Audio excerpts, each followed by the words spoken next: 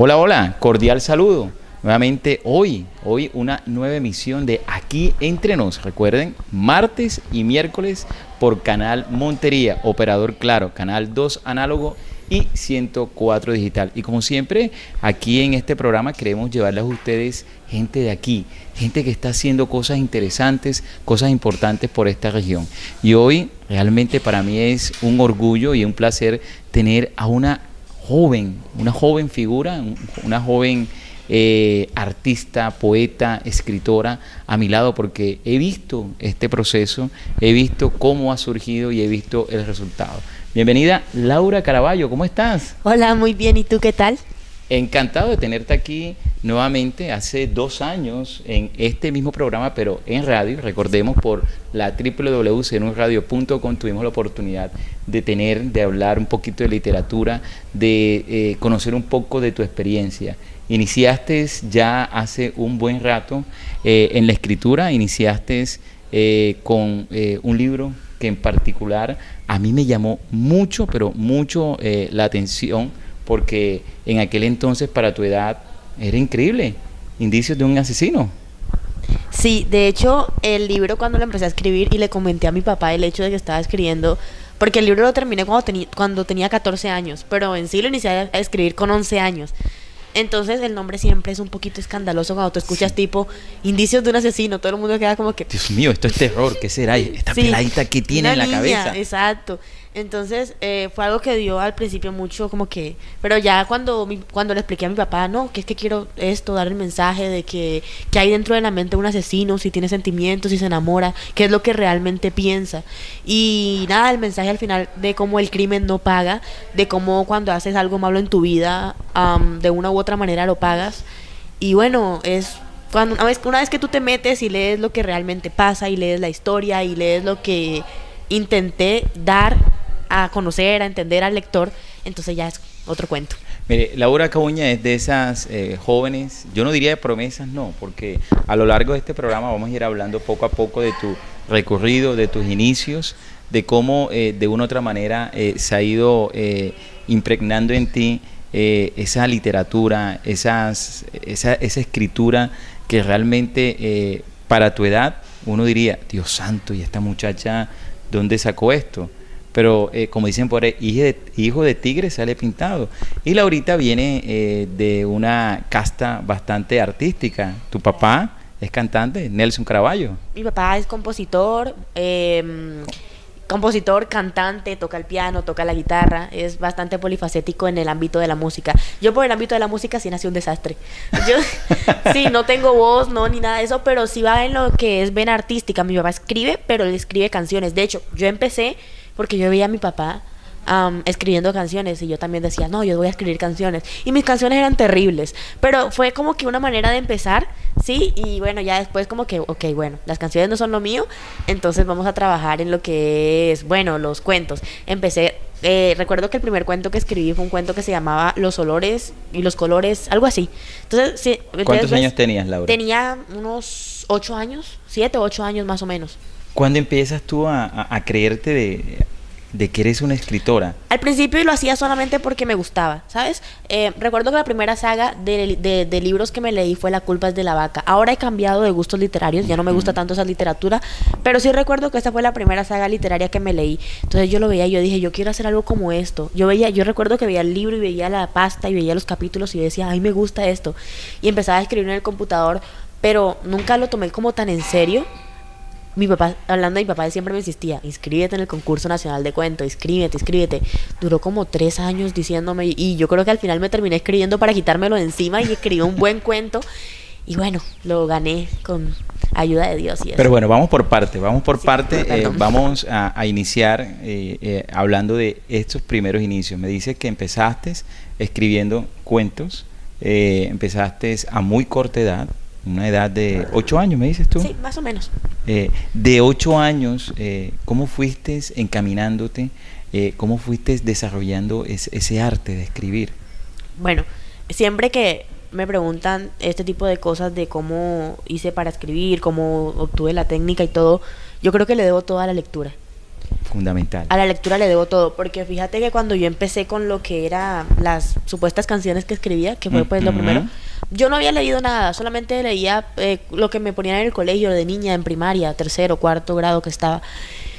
Entonces cuando escribía las canciones en sí no había leído nada, pero cuando leí lo que fue La culpa es de la vaca, mi primer libro formal, Uno de los libros más, creo, más leídos. Claro. Y más conocidos recuerdo que a nivel mundial. Y recuerdo que yo los leía porque mi mamá trabajaba en círculo de lectores y ella era muy buena vendedora, mi mamá, y se ganaba esos libros. Entonces el libro que se ganaba, mi mamá se lo leía y luego me lo leía yo. Devorabas todo eso. Exacto. Entonces mi mamá se leía el siguiente y yo me leía el siguiente. Entonces pienso que todo se lo debo a la lectura, porque cuando yo empecé a leer y empecé a alimentarme de letras fue cuando yo pude plasmarlas, obviamente con mis palabras, pero ya tenía como la técnica. Yo decía, bueno, en el libro utilizan cierta palabra, ciertos conectores que son importantes a la hora de escribir, y decía, bueno, yo voy a usar estos conectores, para conectar mi historia, y así fue todo.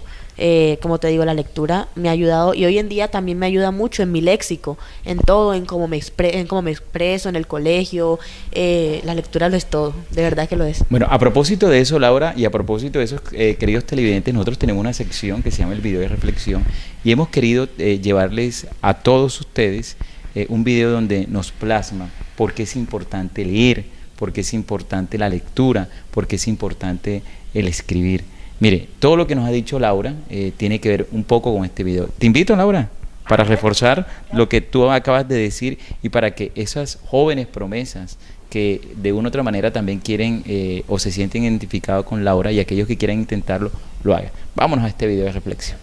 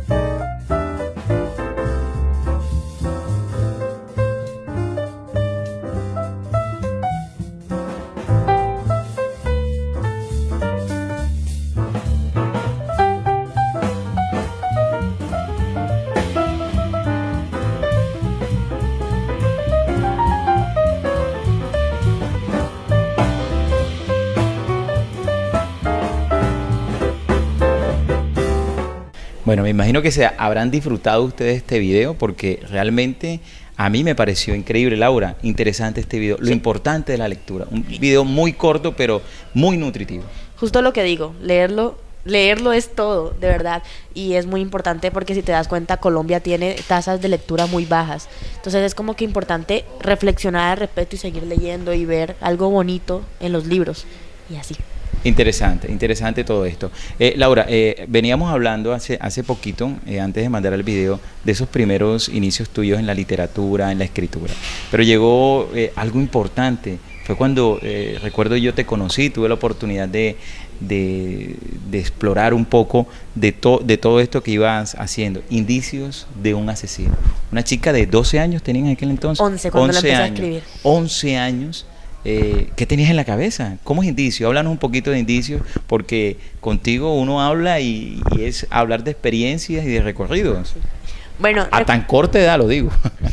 Bueno, recuerdo que Indicios de un asesino empezó como una idea de... Recuerdo que en ese entonces mi programa favorito era Investigation Discovery, que es un programa donde mostraban casos así de misterio y ese tipo de cosas. Entonces estaba mostrando, recuerdo yo, que el caso de un asesino. Y yo dije, bueno, y yo en mi mente de niña de 11 años yo decía, pero ¿por qué una persona, o sea, por qué alguien haría tanto daño? ¿Quién tiene en la mente? Sí, o sea, ¿por qué alguien haría tanto daño? Y yo decía, ¿por qué? Y yo recuerdo que yo me cuestionaba tanto eso y ahí nació la idea. Yo quise crear un personaje que fuera un asesino, pero yo ponerle los sentimientos que yo creía que él debía tener. Le forjé una personalidad, le forjé unos pensamientos, le forjé una manera de sentir. ¿Cómo fuiste encontrando esos ingredientes de ese asesino? Bueno, primero que todo, yo soy una persona súper melancólica, me gusta mucho eso de la melancolía y todo eso, entonces quise poner a mi personaje melancólico. Entonces yo lo recuerdo que lo puse melancólico y Richard era una persona súper reflexiva. Richard, así se llama el personaje. Me encariñé mucho con, o sea, fueron 3 años, me encariñé con cada uno de los personajes y recuerdo que también le di pues a Ashley, que fue su amor así más grande. Entonces, por medio de Ashley, la novia de él, veíamos el lado más humano del personaje.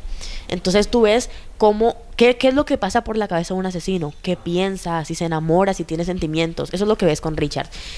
Pero bueno, como te decía al principio, siempre que cometemos errores de una u otra manera los pagamos. Entonces al final él termina pagando su error. Y bueno, no diré más para no hacer spoilers ni nada. No, y para invitar también a leer. todos. Claro, está online, totalmente gratuito. Tú lo buscas como Indicios de un asesino, Laura Caraballo, y te aparece la primera opción de Google en una aplicación que se llama Wattpad, y ahí la puedes leer. Oye, Laura, ¿será que el fin justifica los medios?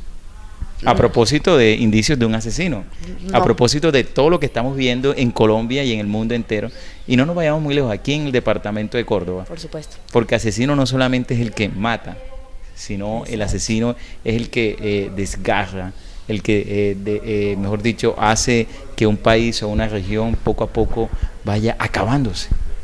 Tienes toda la razón. De hecho, siempre es un debate que incluso tuvimos en clase hace unas semanas, si el fin justificaba los medios, y yo pienso que no. El fin no justifica los medios porque lo que tú hagas, las cosas que tú hagas, las pagas aquí mismo. Y parece sorprendente, pero eso que dicen que se llama karma, que... O sea, lo llaman karma, pero es lógica. Recibes lo que das. Así como tú te comportes con el mundo, eso mismo vas a recibir.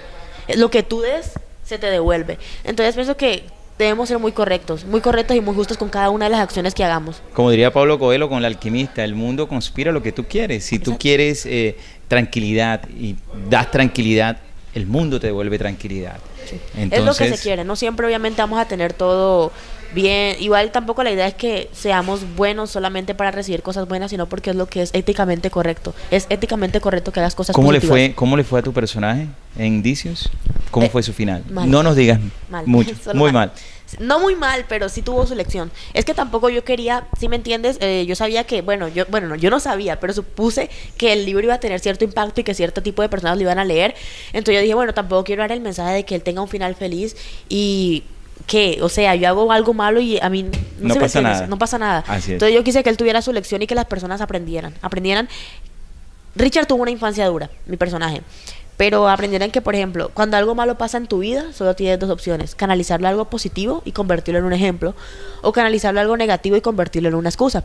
Si lo canalizas a algo negativo, va a quedar como una excusa, como el tipo, no, sí, yo hice esto, pero fue porque, ¿sí me entiendes? Pero si lo canalizas a algo positivo, va a pasar de un pero a un a pesar, porque tú vas a decir, a pesar de que tuve mi infancia y logré llegar a tal punto. Entonces es muy importante que sepamos canalizar lo que pasa en nuestras vidas para algo positivo. Este es el pensamiento de una joven, de una chica que un día decidió encontrar en las letras una manera de entender, de encontrar un porqué o el porqué de muchas personas se comportan de una u otra manera. ¿Lo consiguió? Bueno, la invitación es que ustedes ingresen, busquen a Laura Caraballo en Wattpad. Wattpad es una aplicación, de a paso doy la invitación para que entren a Wattpad, porque no solamente puedes leer libros de autores inéditos, sino que tú también te puedes convertir en un autor inédito, puedes escribir y leer, y es genial porque tú estás trabajando en tiempo real con tus lectores. Si tú quieres y te gusta escribir, puedes compartir ellos y ellos. Eso fue algo que me motivó mucho cuando yo estaba escribiendo mi libro. Te comentaba ahora que yo escribí el libro como por capítulos. O sea, yo escribía un capítulo y a la semana escribía el otro.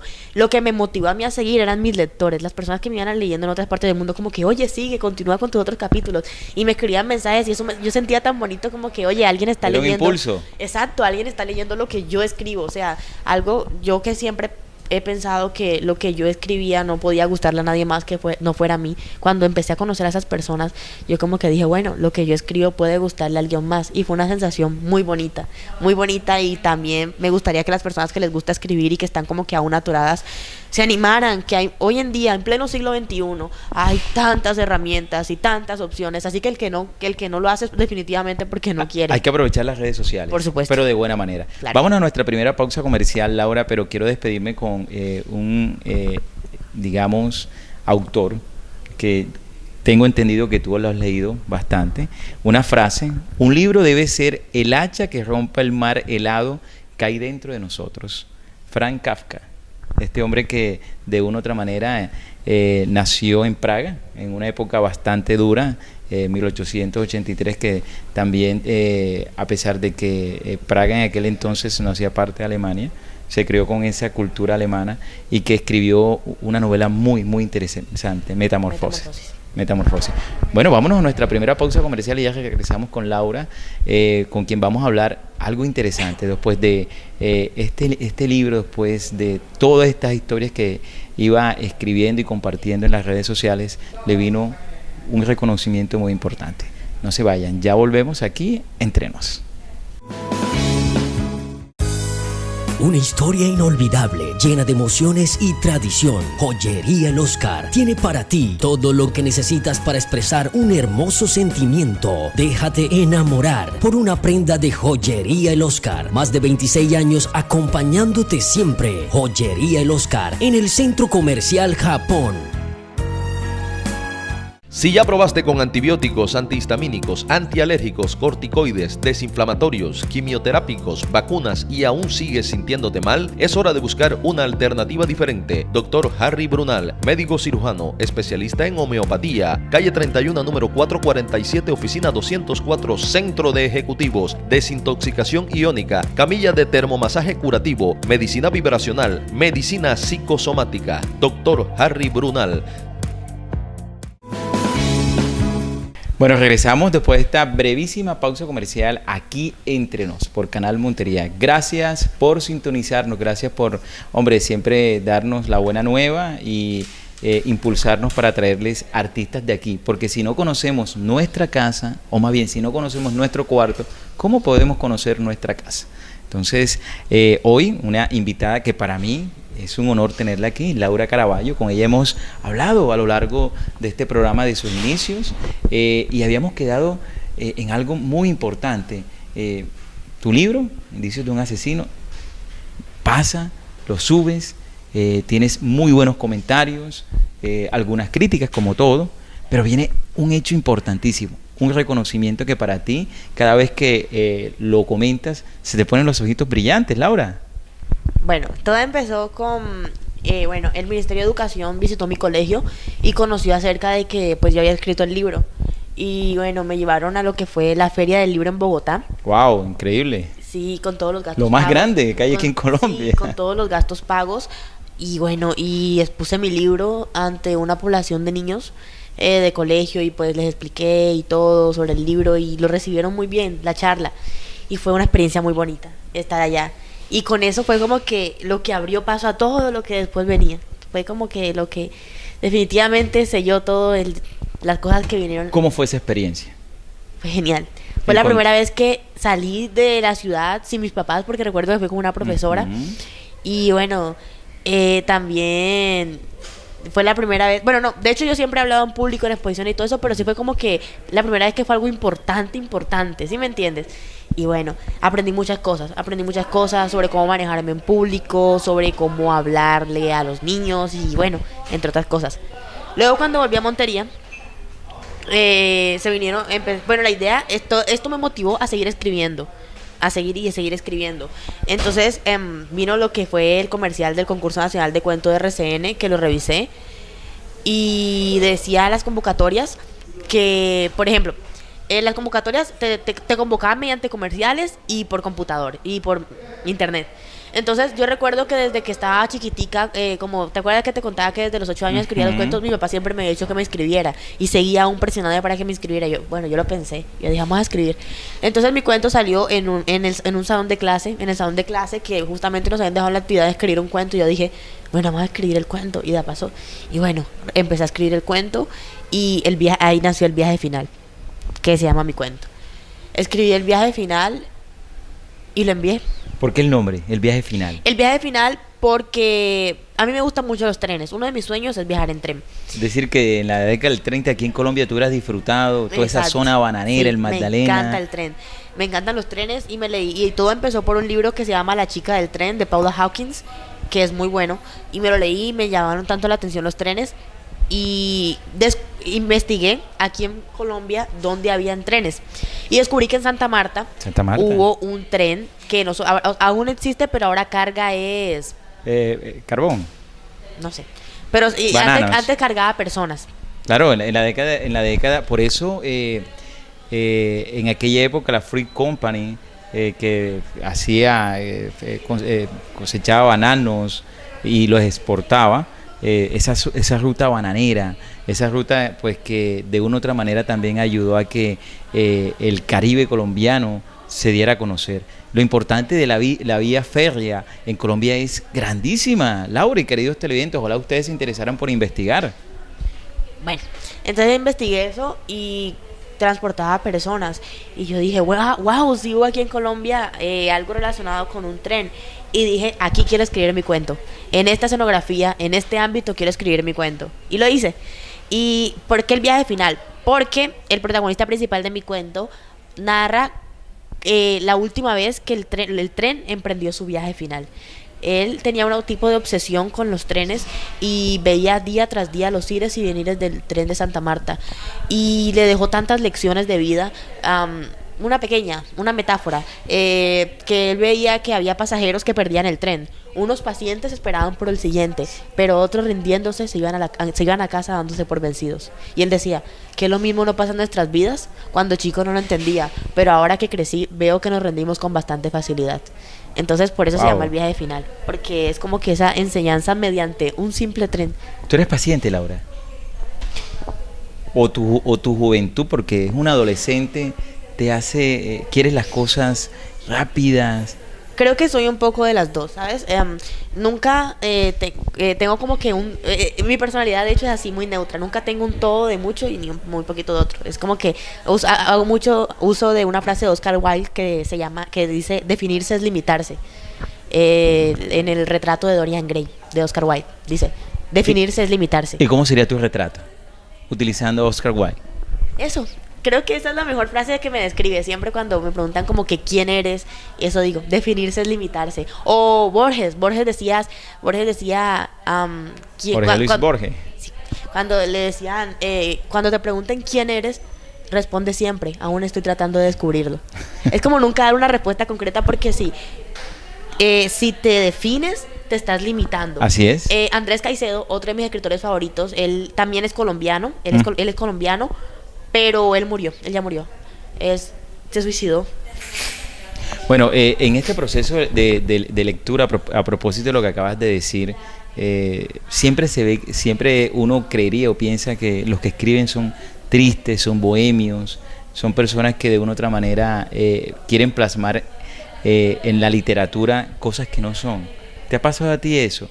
Y además, ¿cómo crees tú que la mujer en estas últimas épocas ha ido encajonando, ha ido ganándose espacios en la literatura? ¿Cómo ves esas dos cosas? Bueno, primero vamos a empezar con la mujer. Sí. Si te das cuenta, antes las mujeres, estaba muy mal visto que las mujeres escribían. Así que las mujeres tenían que utilizar seudónimos para poder, había mujeres escritoras que no podían escribir bajo su propio nombre, sino que tenían que crear seudónimos de hombre para poder publicar sus obras. Y pienso que hemos evolucionado mucho. Y eso es muy genial, porque pienso que estamos en igualdad de condiciones, obviamente. Y es muy lindo ver cómo yo soy mujer. Sí, claro. Y es muy lindo ver cómo las oportunidades que se me han dado, estoy muy agradecida porque se me han dado muchas oportunidades. Y hay una película que se llama Historias Cruzadas, que narra la historia de una mujer negra que era escritora. Y si tú te das cuenta, en el cine también hay muchas historias de literatura. Y sería muy interesante que nos interesáramos, valga la redundancia, por ese tipo de historias. Y bueno, lo otro, de que los escritores son bohemios y nostálgicos, es muy cierto. Y no sé, pienso que son los artistas en general, no solamente los escritores, sino los músicos, los pintores, los poetas. Los poetas. Son personas que piensan mucho. Y cuando tú piensas mucho las cosas, te ponen triste de una u otra manera. Entonces, tú lees esos escritores y por ejemplo, hay un escritor que se llama Charles Bukowski, que es un buen ejemplo de esto. Pablo Neruda, sus poemas muy tristes también, muy tristes y muy románticos. ¿Qué otro escritor? Andrés Caicedo, el que te estaba mencionando Sí. ahorita. Justamente iba a mencionar una frase de él que decía que nosotros no nos debemos dejar meter en ningún gremio ni en ningún grupo, porque entonces nos estamos limitando. Otra vez vuelve y conectamos con lo que estábamos hablando No hay que ahorita. encerrarse, no hay que No hay que encajonarse. encerrarse, exacto. Eso justamente decía No hay Andrés que Caicedo. Y Andrés Caicedo era un escritor muy, muy melancólico, que veía las cosas, o sea, uno dice se ahogaba en vasos de agua. ¿Por qué?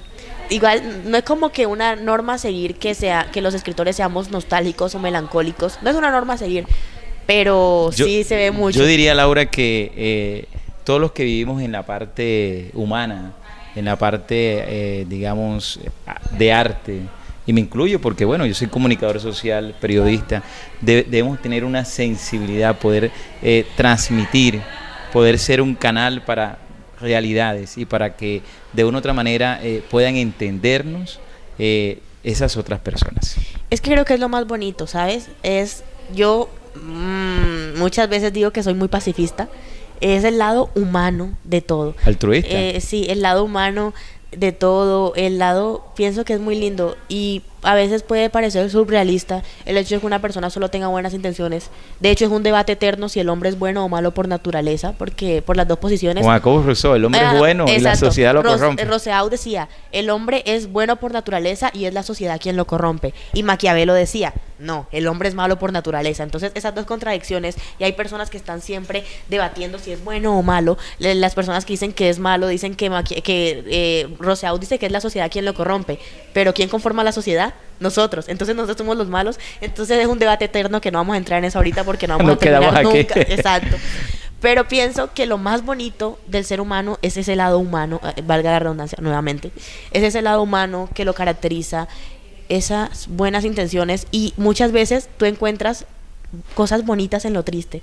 ¿Sí me entiendes? Así es. En los poemas tristes encuentras como que esa belleza, como que eso que te motiva a seguir leyendo lo que estás porque tú quieres seguir y seguir y seguir y seguir. ¿Nunca te ha pasado con un libro que estás leyendo algo y genera tantos sentimientos en ti, sean de tristeza o de felicidad, que sencillamente no puedes parar? Así es. Como diría Ricardo Arjona, en una rosa la espina también hace parte Por de supuesto. esa belleza. Vámonos a nuestra segunda pausa comercial y regresamos en la parte final para hablar acerca de otro gran, digamos, reconocimiento que has tenido aquí en el Caribe, especialmente en el departamento de Córdoba. ¿Te parece? Perfecto. Bueno, ya volvemos. Una historia inolvidable, llena de emociones y tradición. Joyería El Oscar tiene para ti todo lo que necesitas para expresar un hermoso sentimiento. Déjate enamorar por una prenda de Joyería El Oscar. Más de 26 años acompañándote siempre. Joyería El Oscar en el Centro Comercial Japón. Si ya probaste con antibióticos, antihistamínicos, antialérgicos, corticoides, desinflamatorios, quimioterápicos, vacunas y aún sigues sintiéndote mal, es hora de buscar una alternativa diferente. Dr. Harry Brunal, médico cirujano, especialista en homeopatía, calle 31, número 447, oficina 204, Centro de Ejecutivos, desintoxicación iónica, camilla de termomasaje curativo, medicina vibracional, medicina psicosomática. Dr. Harry Brunal. Bueno, regresamos después de esta segunda y última pausa comercial en este programa dedicado a esta joven y talentosísima escritora. Esta, mejor dicho, yo diría gran escritora que de una u otra manera también viene haciendo grandes cosas aquí en el departamento de Córdoba, y diría que en Colombia entera. Laura Caraballo. Laurita, veníamos hablando en esta parte sobre tu proceso, sobre el libro, tu segunda parte del libro que habías escrito sobre esos viajes que a veces uno desea hacer. Exacto, tu cuento. Vale. Entonces, a lo que escribí el cuento, lo envié al concurso nacional de cuento, que de hecho aprovecho para invitarlos a todos los que quieran inscribirse en el concurso nacional de cuento. Están abiertas las inscripciones. Por favor, háganlo porque es una experiencia muy bonita. Así Bien. rápido. Una experiencia que te ha llevado a ti a conocer, te ha llevado también de una u otra manera a ilustrarte para seguir en esto que es la escritura. Laurita, ¿qué te parece si invitamos a nuestros televidentes para que vean esta segunda parte que vamos a tener en el día de mañana, miércoles, contigo. Claro, hay muchísimas cosas más por decir, entonces todos están invitados a la segunda parte de esta entrevista mañana y bueno, para que escuchen las cosas que tenemos por decir aquí y bueno, espero que nos sintonicen. Claro que sí. Quiero agradecerle también al Hotel Santorini Love que nos ha prestado sus instalaciones para hacer este programa, este especial con Laura Caraballo, que mañana, Dios lo permita, vamos a tener otras cositas nuevas que ella nos va a comentar. Chao, chao. Adiós.